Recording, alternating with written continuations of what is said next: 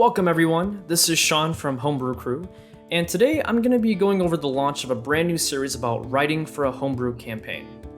Now, obviously there's a lot involved when writing up a campaign, writing up characters, and writing scenarios that occur in your game. And hopefully, if this series does well, I can cover all of that in multiple videos in detail. But for now, let's go over a very important subject. How do you even start? I would like to preface this episode with the fact that anyone can create and write how they wish. There are a lot of videos about how to run games and write stories and create worlds. There is no right way to do this, and don't feel like you're forced to follow it my way or any techniques you find in this video.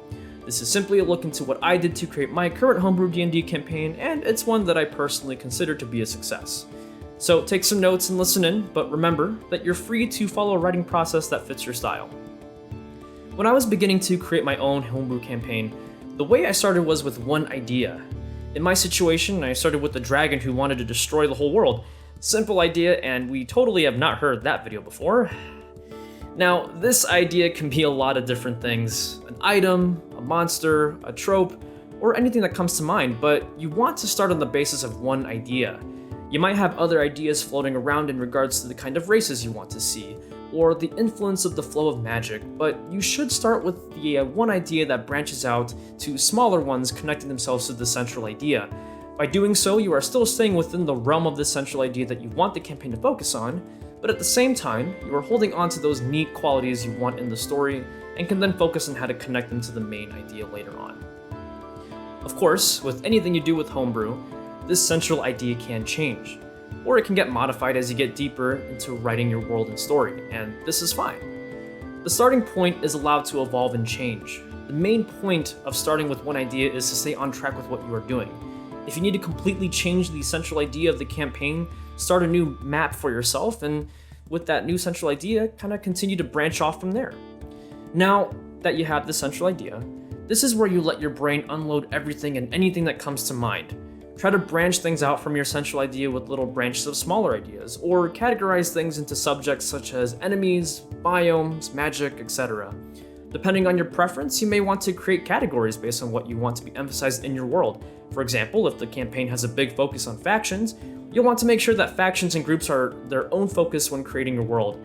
At this point, you're just getting all of your ideas out there to make them tangible in your organization process. Then you can go in and develop more details and edit things out from those said categories. Another thing to always keep in the back of your mind is that your players and the way things progress will have a chance of going off the set story you might have spent all that time creating.